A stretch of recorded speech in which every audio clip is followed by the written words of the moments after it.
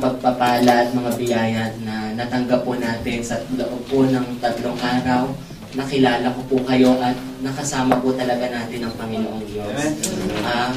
Ngayon po sa loob din po ng 3 linggo ko po dito sa Korea, pasensya na ha. Kanina po habang nagsasalita po ang bawat isa po dito ay nararamdaman ko po yung mga sinasabi ninyo at ganoon din po sa akin nararamdaman ko rin po yun. Ngayon may halong lungkot din po at saya araw-araw.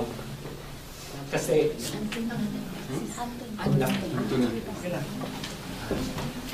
hindi po pala madali ang mag-anak buhay dito.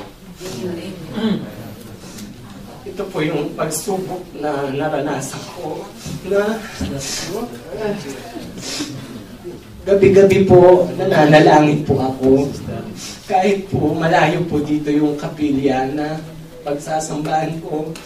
Ngayon po, salamat po sa inyo dahil nakilala ko po kayo bilang isa pong Baptist. Ginagalang ko po kayo dahil ako po isa po kong Iglesia ni Cristo. Ngayon po, alam